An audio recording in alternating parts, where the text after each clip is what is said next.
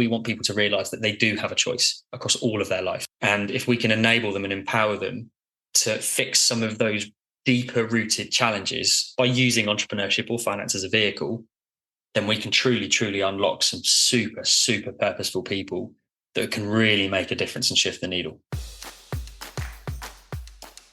Hello, it's Zoe, coach, creator, and mischief maker behind the Mischief Movement podcast, your weekly inspo for people looking for more hell yeah in their life. I'm on a mission to help you rediscover that rebellious streak, find your confident inner badass, and stop holding yourself back from the amazing life you've been dreaming of.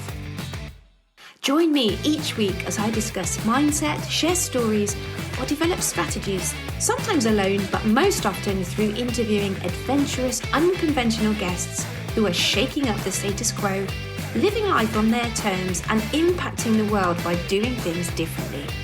Not long ago, I woke up one day and thought this isn't the life I'd imagined for myself. I felt disconnected and unfulfilled, but I set my intention firmly on adding more fun, getting out of my comfort zone, and becoming curious about what truly lit me up. And then magical things started to happen, including this podcast. As that famous quote goes, she remembered who she was and the game changed. I've always loved the word mischief because it's cheeky, playful, and a little bit rebellious. And that's exactly what I hope this podcast brings to the table.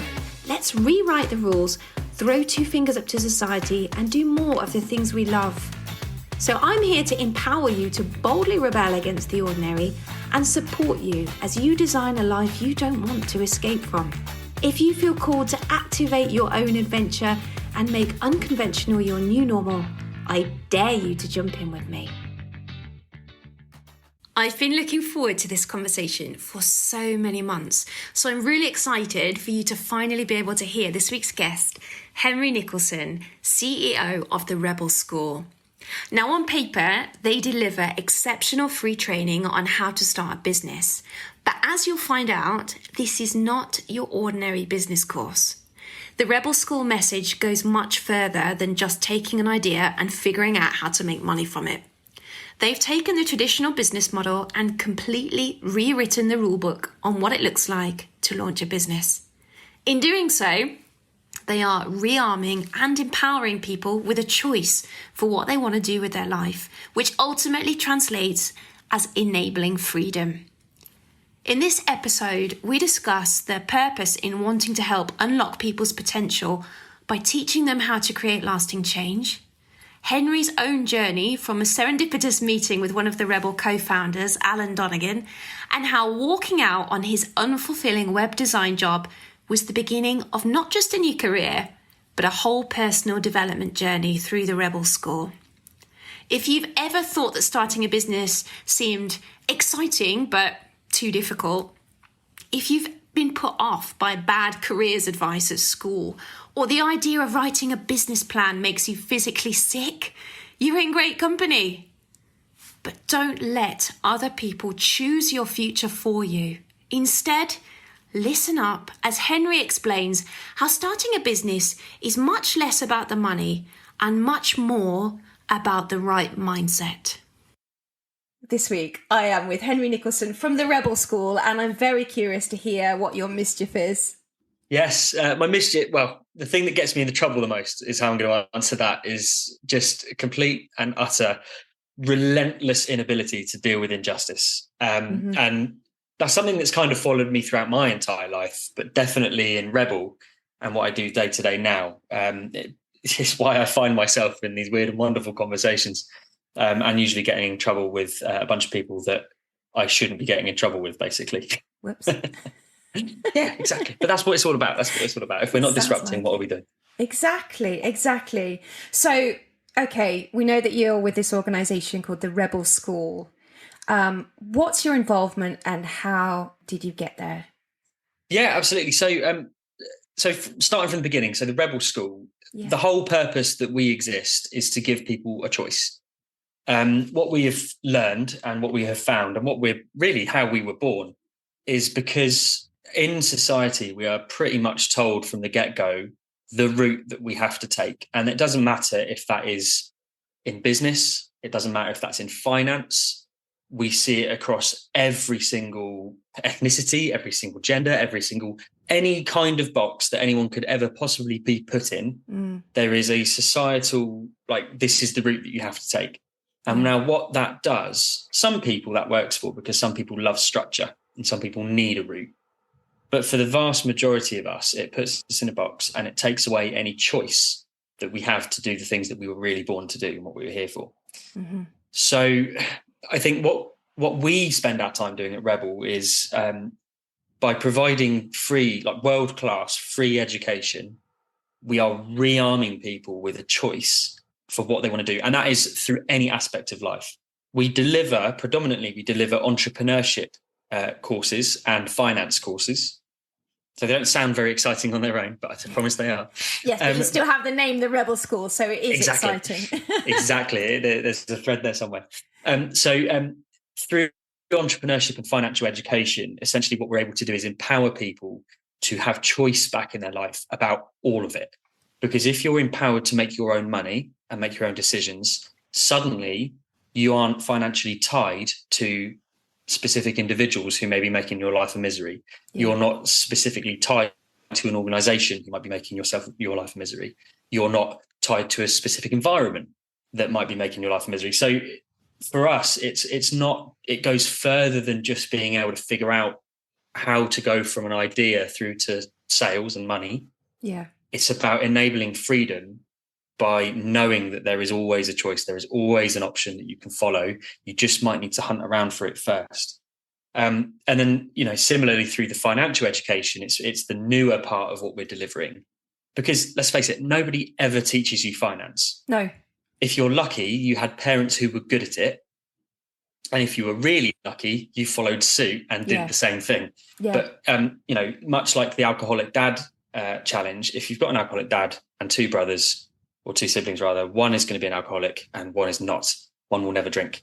And it's very, very similar with finance, where if you have a parent who is just ruthlessly brilliant at saving, you're likely to go one of two ways. You're either going to spend every single penny you ever earn because they never did and they were boring, or you're going to model off of that and you'll never spend any money and you'll lose out. That's really interesting. It's really, really fascinating. And all of the other problems that are going on in the world with finance, 66% of young people in the UK are barreling towards poverty in retirement. Wow. Because there isn't anything in place to protect their pension. Their state pension's probably never even going to happen. And nobody's educating them on how to look after themselves in the long term.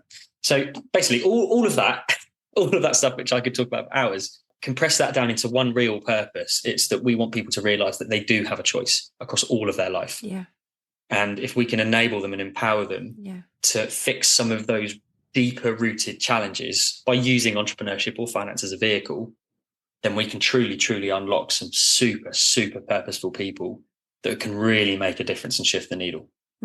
So does that mean that it looks like an entrepreneurial journey in terms of people maybe come to you because they've got an idea that they want to start a business, but you're telling me that actually what you deliver is so much more than that? It's not just about starting the business. I think you said it there. You said it's like the vehicle, didn't you?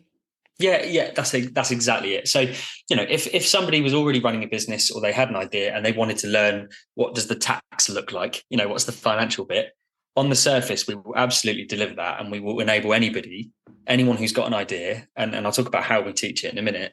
Anybody can start a business doing whatever it is they want to do. We'll just find out what the model is.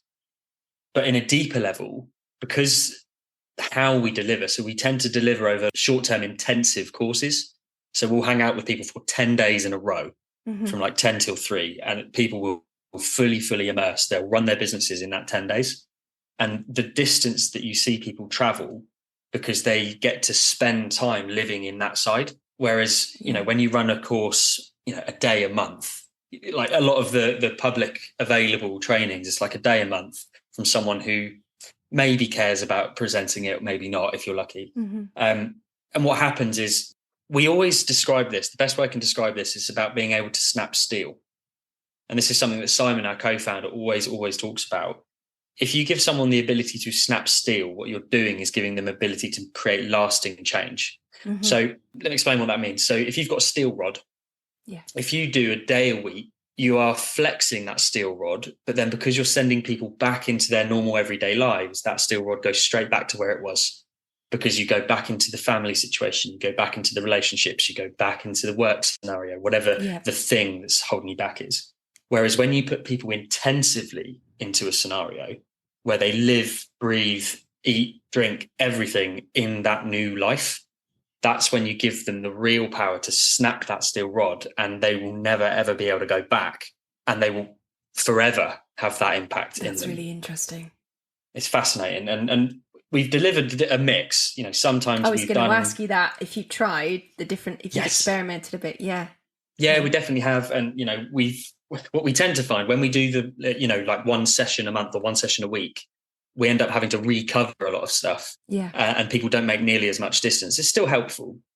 I'm not completely discounting courses that are like that, especially for those of us who are in work full time. It doesn't work doing intensive all the time. However, when you really, really want to do something and you really want to make some change, the only way of doing it is immersion. The people who are fluent in languages, who learn second languages, and the people that are moving over to the UK because their home countries are in complete disaster, they've had to immerse, and that's how they've learned. And the distance that we're seeing, people from Ukraine have traveled, not only literally but also that emotionally, they're speaking completely fluent, and they're doing business and they're starting businesses in the UK, having never even thought about stepping foot here last year. That's incredible. And it's because of that immersion that it's able to happen. So all of that packaged up, because we immerse, back to actually what you asked me, but when we fully enable people to immerse, it means that we're able to really get to the root cause of what's going on. Because actually, even though you're at a business course, it might not be starting a business you're trying to do. You might actually be trying to find a way out. Yeah. And we tend to work with a complete mix of people. About 50% of the people that attend our courses are unemployed. Mm-hmm. About 70% are female. In our London events, it's 89% not white. It's a super, super diverse room. And then throughout that group, it's a mixture of business experience. Some people have been trading for 7 years. Some people have never even thought about it. But what is congruent, what we found through all of this, is that there's a whole bunch of people who just need activating because they're waiting for someone to understand the situation they're in and understand the sort of person they are. And it's actually, what we do and the people we engage with is very, very similar to what you're doing, Zoe. It's about really connecting with that deeper level with people who know that they don't quite fit in, but they don't quite know themselves how to talk about it and how to say it and all of this sort of stuff. So, I could talk for hours, as I say. I love it, though. I love it. I'm just sat here listening. Where we're at. And how do you do that, though? How do you build that connection with people? Well, the big secret is listening. There isn't anything more powerful. It really, it comes down to empathy. Yeah. And empathy is unlocked by really listening. And I don't mean therapist, counselor listening. I mean truly, truly listening, without judgment, without any filter, and without anywhere else to be. Yeah. Those moments, we've all had one of those moments where we've had true connection with someone. Usually, if you're from my kind of background, they're usually at 4 a.m. after a few too many beers around a garden table when you're sitting outside in the cold for some reason. But they're the best kind of conversations because you are so uber present in the moment. There's nothing else going on. Yeah. That is how you truly get to that deeper level, because even if you don't solve anything, you're not there to give solutions. You're just there to hear and really listen and care for people. People show up in a very different way. Yeah. They really, really do. Yeah, I think that's a really good point, actually, because when you are in that kind of role of listening to people and connecting with people, it's not necessarily about giving them a solution. It's helping them arrive, isn't it? Exactly. Yeah. It's facilitating. Yeah. It really is. And I think our job as Rebel is to create that container, that safe container for people to feel like they can. Yeah. We want people to experiment. We want people to try new stuff. And a big part of that is also opening up. What I think is quite fascinating. So just talking to the point that we have a 70% female attendance, 30% male, it's really fascinating. Like looking at that male demographic, for example, like it's no secret, men do not open up nearly as much. Yeah. They're not used to it. And there's all those different reasons why that might be. And what we find is that 30% that do come and hang out with us, because they're in a female dominated environment in those 2 weeks, it forces them into that space. And you actually see some of these dudes are making just ridiculous progress emotionally. Yeah. When we're talking about building websites, it's really crazy. It's really quite an amazing environment to find ourselves. It must be so rewarding as well, though. Yeah. Oh, it's ace. It's absolutely ace. I think so. I ran a session yesterday in Camden. So we're running quite a lot of stuff in central London at the moment, but we run this stuff across the world now, which I didn't think I'd be saying 3 years ago. And when I was in Camden, it was really, really fascinating because we've got so many people there, and all of them are from, they're all sitting in a box somewhere. And, sometimes that is, so there was a couple of people there. And first thing they said, my name's Vicky. I've got autism. That was it, straight away. First thing, bang. And what was really fascinating is that when she was talking to us about it, you could kind of tell it wasn't her words. It was what she'd been told. It was what she'd been made to believe. Yeah. And then we had, again, about 50% were unemployed. So they were at the job centre. So they were engaging with work coaches who I would comfortably say 80% don't really care. They're there because they've got their outputs and there's all that other stuff going on. So you've got a whole bunch of people and everything else that's going on. You've got this whole bunch of people that are basically used to not being listened to. They're used to being spoken at, and they're there because they think business is the next step. And what was fascinating is I the first thing I said, I was like, how many of you are here because someone else has told you need to start a business? Third of the room straight away, third of the room. And that's not including the ones who didn't say that, because there's always some of them, like my dad said I should back in the day, and that's what my dad wants me to do and that sort of thing. Yeah. And then the other 2/3 were like, no, this is my decision. I want to do this. But also about half of them weren't sure if it's the right thing or not either. So you've got these like three groups of people. And when you go to something that is public funded, so we're actually public funded, so we will sell to councils and things like that. But most of them are tied to specific outcomes. So the specific things have to happen. So traditional business education usually has a business plan is the first thing you have to do. We don't teach business plans. I think they're a load of shit. I think they're a complete waste of time. They just put people off, don't they? Yeah. Like, come on, 16 pages of fiction. Yeah. Like people write fictional books. I can just go and read one. I don't need to write my own thing, But as soon as you're not academic, business ain't for you, because you can't write a business plan. As soon as you're in financial hardship, business ain't for you, because no one's going to lend you money. So the way we teach it is we say, like, sod all that. You don't need any of that. All you need is a good idea and a customer. Go and sell them something, use their money to build the business. That's essentially what we're talking about. And we're activating people, giving people permission. But what was really fascinating is that these people were all turning up for a business workshop. So they're all expecting there to be you have to do this, you have to do this, you have to do this. So when we start, and my first thing is, I don't care if you start a business or not. I really, really don't care. Some of you will. About 30% of you will start a business in the next 2 weeks. The rest of you will feel a little bit better because you've come along, because you've immersed yourself in a cool environment, you've hung out with some new people. For me, as long as people leave that room feeling a bit more empowered, more in control of their life, and know that they have a choice, that's the hard work done, because then everything else can happen naturally. The challenge you get is when you get people that are really, really stuck, and they're emotionally stuck. It's got nothing to do with any of the other stuff that's going on. Obviously, money and poverty and all that stuff is real, and there are real factors. But when you're emotionally stuck and you're in that rut, you're really deep in that rut, and that could be for anything. It can be abusive partners, that can be abusive parents, it can be abusive system that's missed you completely. If you can unlock that person to seeing where there's possibility, when there's opportunity, that's when you fully unlock someone's potential. Then they're unstoppable. But whilst we keep them in these little boxes, because that's how our system needs it to work, that's when people really, really start falling off. And that's where we need to protect people. Is that where the listening really comes into play? Or, I guess you have different ways of tuning into people and getting them to open up. How do you go about that? Good question. It's one of those things. So all of this stuff comes down to presence. when you're truly present, there's nothing else going on in your mind. Your head's not thinking about anything else. You're not worried about what you've got for dinner, or you're not taking the dog out for a walk. You're not thinking about all this other noise. And there's always noise. Life is full of noise. People make money out of there being so much noise.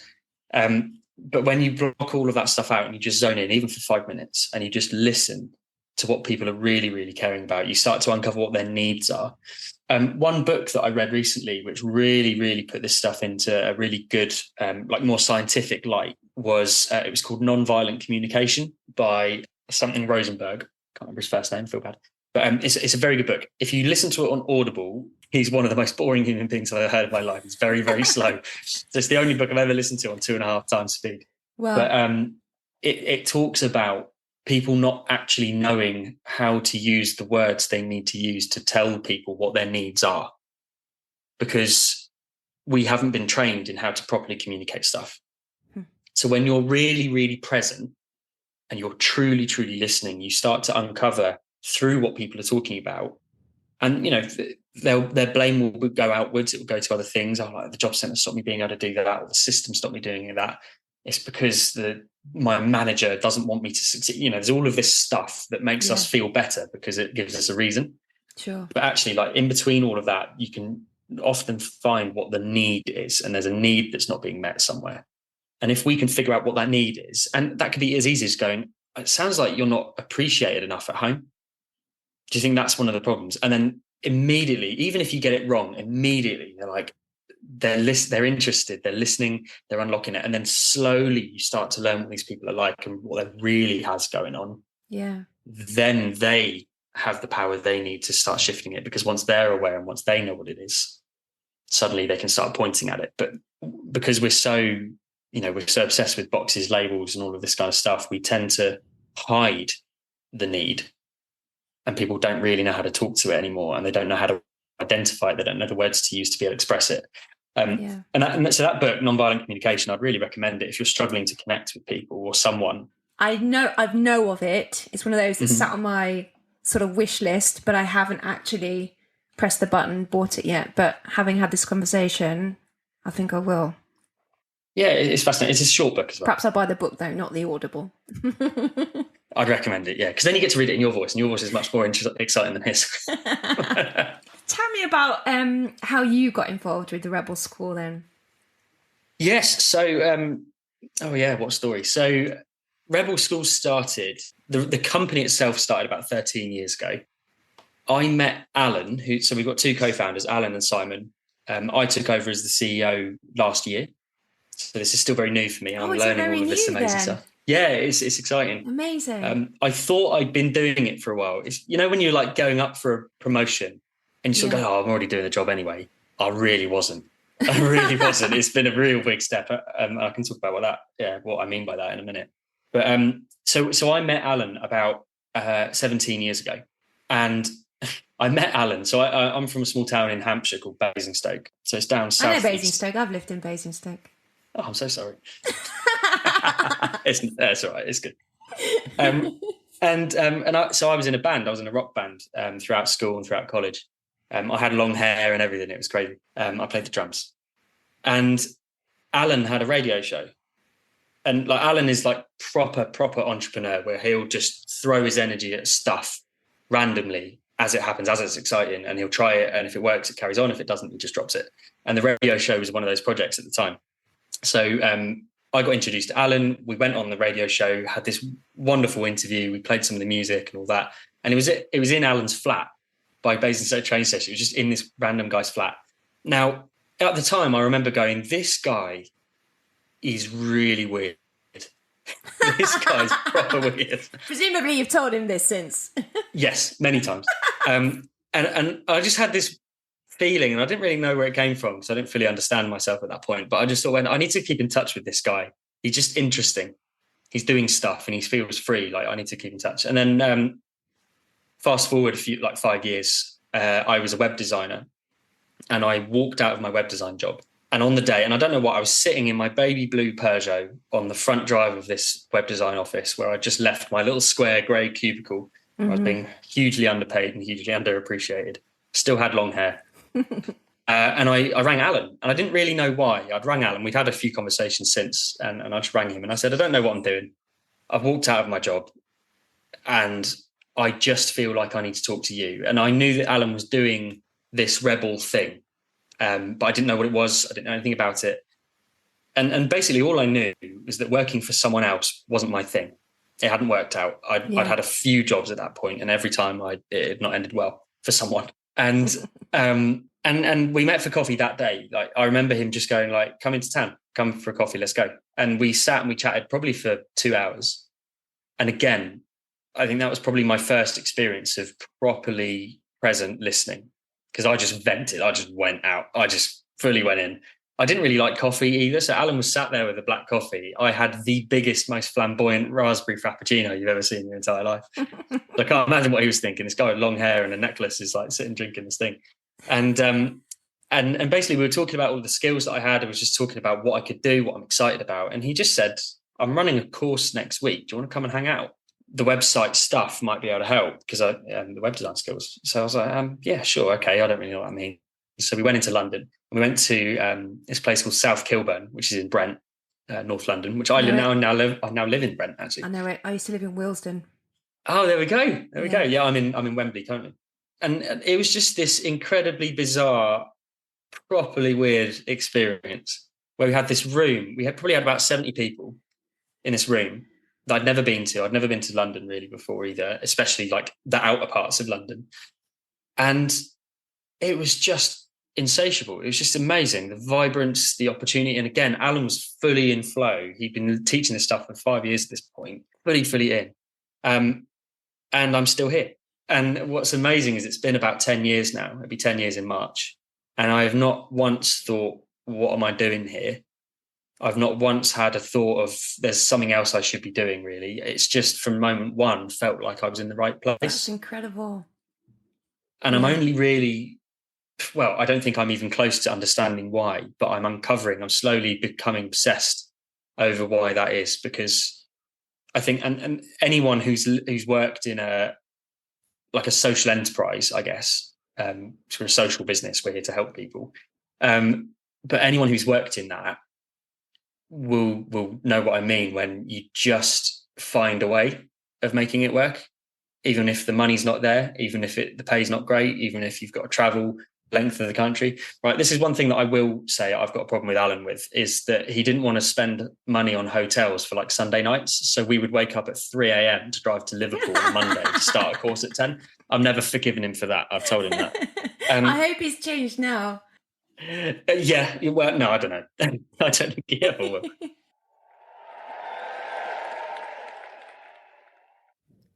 I'm excited to continue partnering with Polite Club, a brand whose mission is to change the attitude towards vulnerability and to encourage more conversation around it in order to increase real human connection. Connection is one of my core values, as you know, so to bring more people together and help you rebel against staying the same, Polite Club are offering a cheeky 10% discount when you use the code MISCHIEF at the checkout.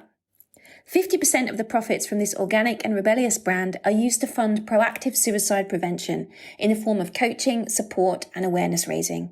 So get involved and become a vulnerable with us.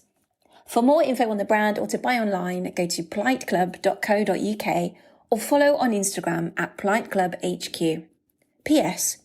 If you are a small business doing things differently, an independent brand disrupting the status quo, or simply an unconventional, adventurous individual looking to create a positive impact, I'd love to hear from you about getting your story out there in the world and promoting you. DM me on Instagram at The Mischief Movement. Right, now on with the show.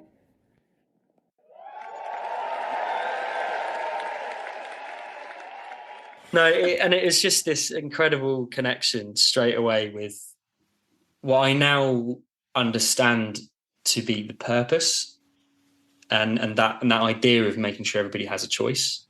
Yeah. And, there are several points in life that I can track back to probably to go, there are times way before Rebel that I could see I got involved in a scenario because somebody's choice was being taken away. And what's really fascinating is I've spoken to the whole team, because this is new language. Like, I've come up with that particular line probably about a month ago. And I've talked to everybody in the team about it, and all of them, every single one of them, somewhere in their life has something that's happened that directly links them to that purpose, which makes them feel like they're in the right place, because that's what we're doing. So yeah, that's like a whistle-stop tour of how I got involved. And, I love that, though. There were two things from what you just said that I really loved. The first one was that Alan clearly saw something in you and in where his skills were for the fact that he invited you along. He knew that you would get something out of that experience. And the second thing I loved about that was you didn't really know what you were letting yourself in for, but you trusted him enough and you trusted yourself enough to just say, do you know what? I'm just going to say yes. I'm going to do it. Which is bold. I like that. It's really bold, isn't it? It could have gone completely the opposite way. I think what you just highlighted is, and I think a lot of your listeners, and I know that you're like this as well, is that we have a love for uncertainty. Yeah. And that love for uncertainty, that's why people go traveling and don't really book anything in advance. They just figure it out. But what is fascinating is that you can only fully be in love with uncertainty when you are fully certain in yourself that you can survive any situation. Because nobody would throw themselves out of an airplane in a lino suit with a parachute attached to their back if they didn't feel like they could survive and get through that. If they were certain in themselves, anything is possible. Have you ever done that? No, not yet. One for your bucket list then. It's amazing. Okay. Yeah, it's good. I went to just this year. I went to the States and I went hiking. I did a hike in Zion National Park up in Utah called Angel's Landing. Possibly one of the most ridiculous things I've ever done. You're like essentially scrambling up a meter wide bit of rock with 2,000 feet drop either side of you. Wow. When something's so far, it just looks like a JPEG. It just looks like a picture. It doesn't look real. And I've heard that about skydiving. It just reminded me of that. It was so ridiculous that it wasn't scary because it didn't look real. Yeah, I get that completely. Yeah, I think there's something big about, and I see this in a lot of entrepreneurship, because entrepreneurship obviously is super uncertain. Yeah. And it is really in our ability to create ruthless certainty in ourselves. That's the bit that carries people through, especially when things get difficult. Because if you trust in yourself that you will know what to do in the moment, and this again comes back to that empathy piece we were talking about earlier, me and the team, the Rebel team, all of us are able to sit in front of somebody who's going through some really deep shit. And in our certainty, knowing that we can be fully present and we'll know what to say in the moment, if anything at all, that's what enables us to create the opportunity for people to do that. And I think if you look back to any time you have taken a risk and things have gone really, really well, it's because you were filled with ruthless self-confidence that nothing was going to go wrong because you were going to figure it out. And there's just something unreal powerful in that. Yeah. That if we can tap into that, we've all got it contextually. If we can tap into that, anything's possible.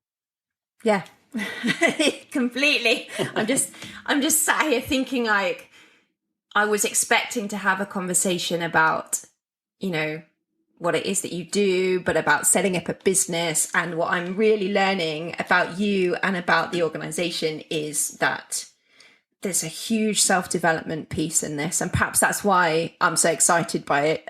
This is the stuff that really gets me excited.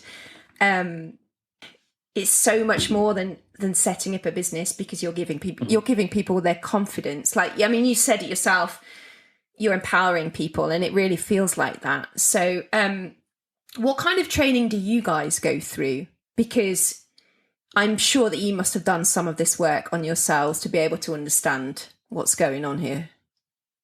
A huge amount. A huge amount. So there are some big ones, like the big expensive courses that we send everybody on the team through. One of them is the Tony Robbins Unleash the Power Within. Oh, no way. Very good course. Like, park what your feelings are towards him. The course is astronomical. You get to walk on hot coals. Like, you come out of that thing, you are absolutely indestructible.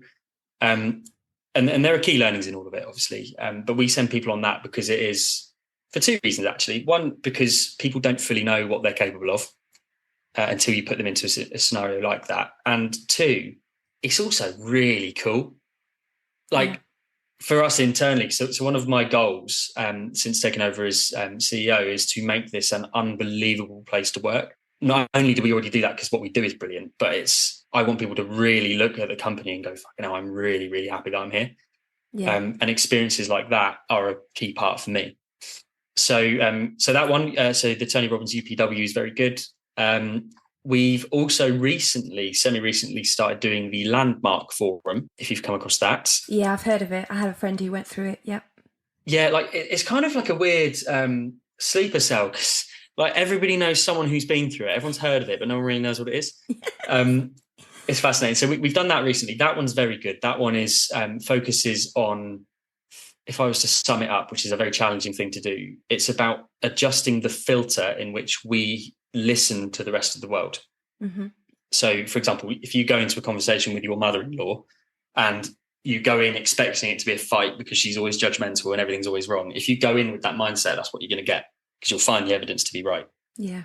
So it's about figuring out, and that's only one part of it, but it's essentially about how you show up in the world for yourself, but also for everybody else. Yeah. And then on top of that, we kind of make it free reign. So if anyone in the team spots something they want to give it a go, then we will find the budget and we'll make that happen. But we also educate each other. So like the Nonviolent Communication is the last book I read. I have then presented it to the team as well, and I've taught what I've learned from that book to everyone else. Brilliant. James, our head of sales, he dove fully into the Netflix book. I can't remember what it's called, but the Netflix book's very, very good. He taught us what he learned from that, and then we've started implementing from it as well. So it's kind of I love that. There's some staple ones, and then we also really peer support. The other one I will say actually is so financial education is a very, very key part of what we do. Because again, for all the reasons we've already chatted about, freedom, like finance, is one of the big things. There's a book called The Simple Path to Wealth by a guy called Jim Collins. Mm-hmm. Very, very clever man.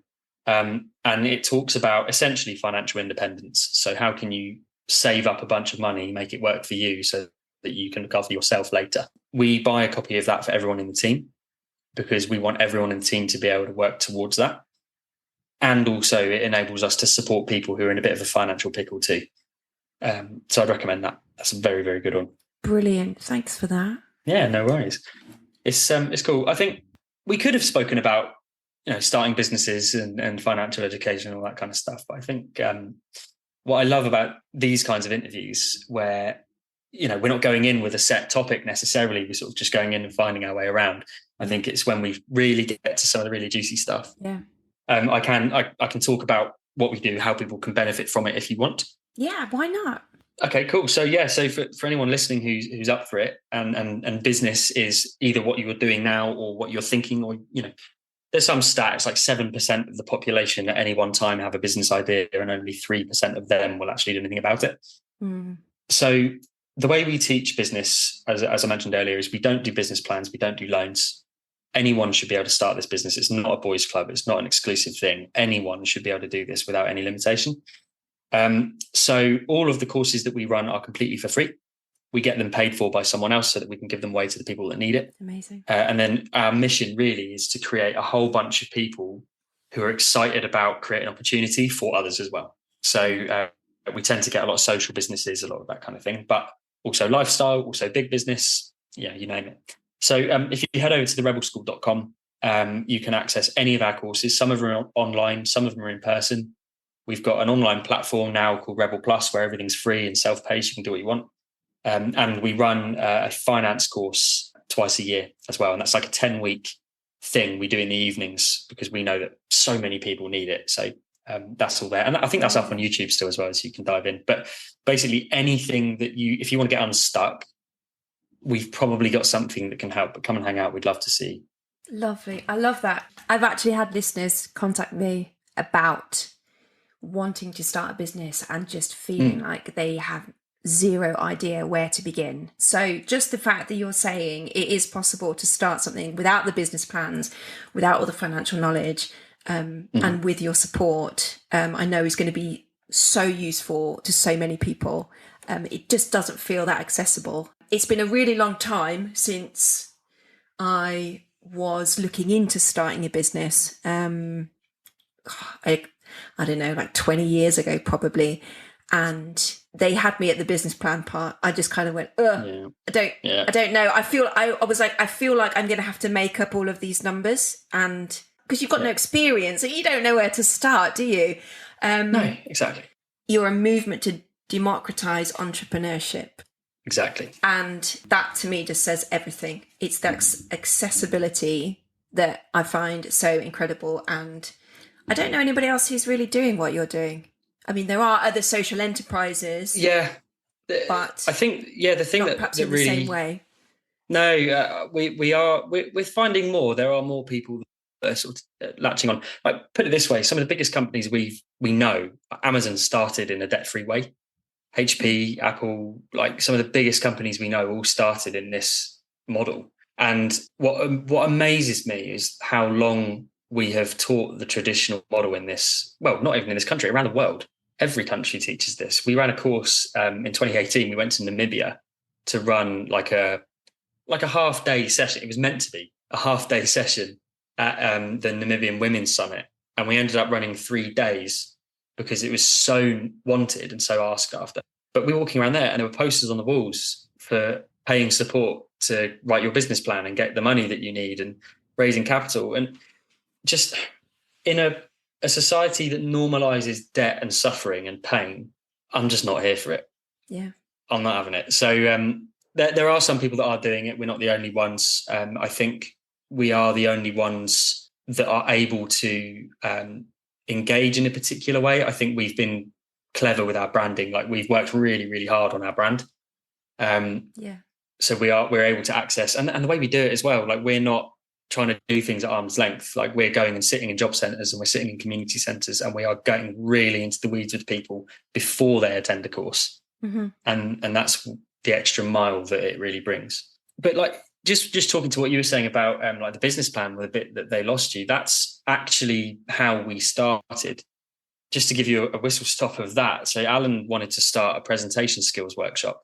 And you don't really need anything to do that. You need maybe a laptop and a projector, and that's about it, and a room of people. He went to a government funded organisation about 20 years ago, and they did more to put him off. Now, Alan is white, male, middle class, private school education, cash in the bank, 6-figure earning wife, loving family. And it was putting him off.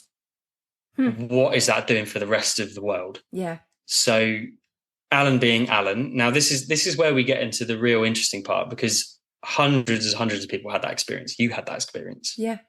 But something in Alan made him do something. And I've uncovered what that is, and I'll tell that in a minute. So Alan being Alan, he wrote a 4-page handwritten letter of complaint to not the guy at the top of the organisation, the guy in central government who funded it. Wow.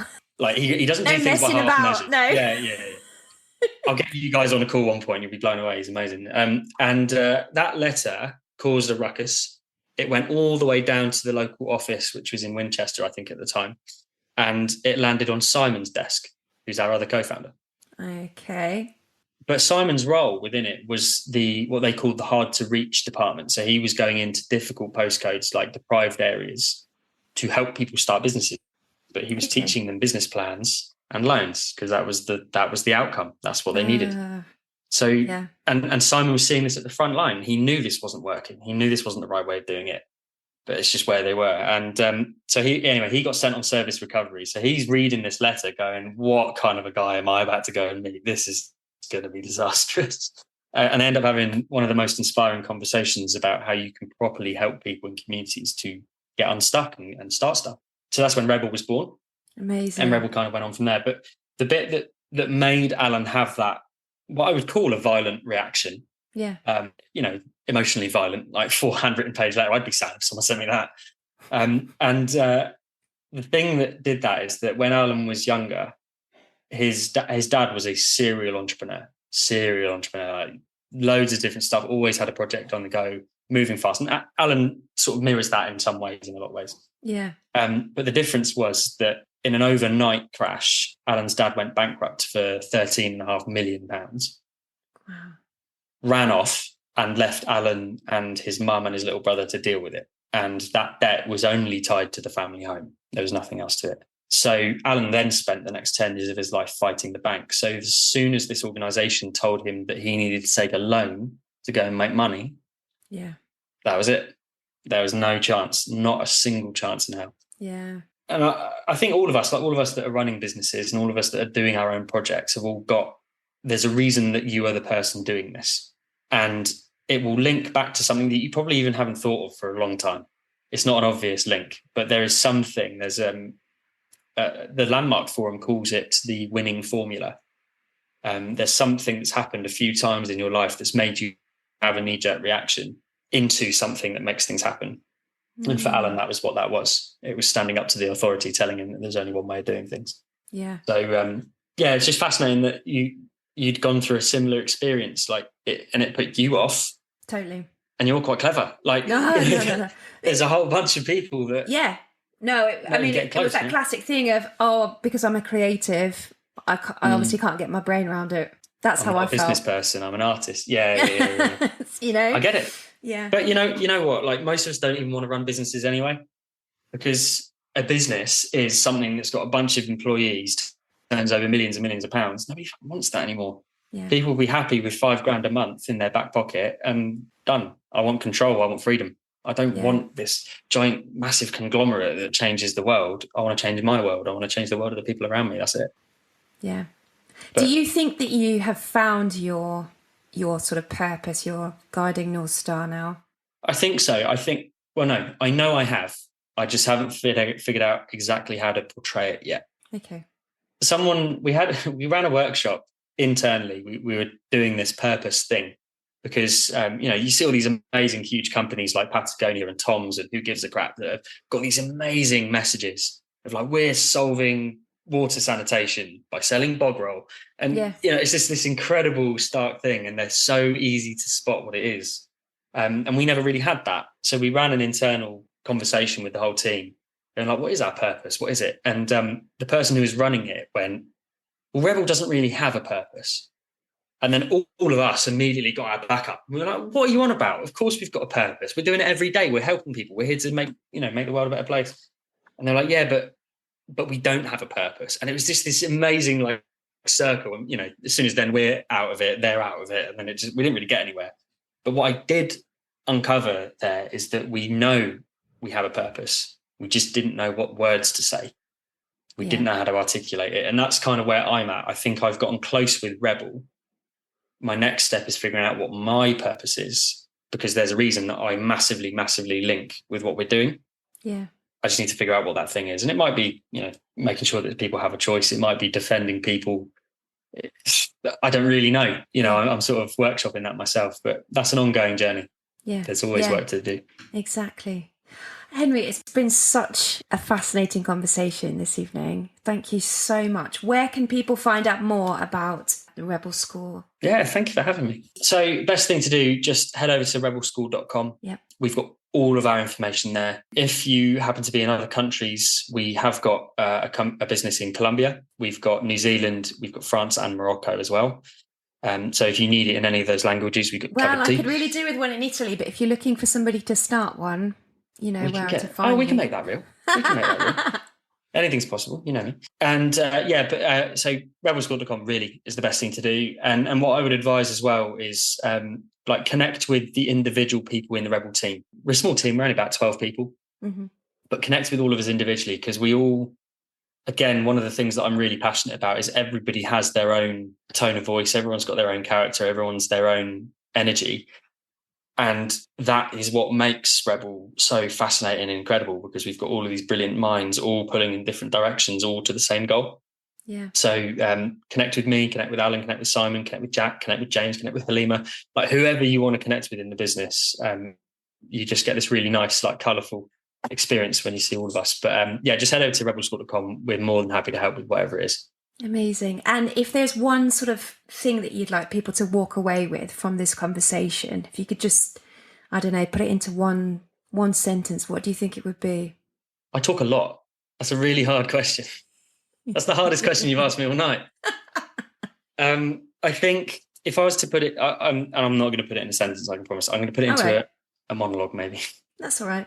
I think that how I would sum it up is that you are massively capable of doing anything you possibly want, as long as you can figure out how to channel your inner certainty. But do not let anyone else tell you what your journey needs to be, because you are the only person that knows what that is. And all you need to do is take your first step, because you can figure out your second step later. But channel that inner confidence, find out what it is, take that first step quickly, because the size of the action you take directly corresponds to the success that you're able to have. Start now, because you'll wish in a year's time, you'll wish you started yesterday. Yes. Is that all right? That is absolutely perfect. Thank you so much. I can't wait to see where Rebel School goes, and I can't wait to see where you take it as CEO. So yeah, well, let's keep chatting. Let's stay up to date, and yeah, I'm sure there's a whole bunch of ways that we can collaborate on stuff as well. So brilliant. Yeah, excited. Thank you. Thank you so much, Zoe. Thanks for having me. Right, don't go anywhere. Here are my takeaways from this episode. Number 1, immersing yourself is a great way to explore that thing that lights you up in a way that delivers fast results. Just like learning another language, when you live, sleep and breathe it in an intensive way, you're not only more likely to acquire the skills, but actually turn them into action by applying them straight away.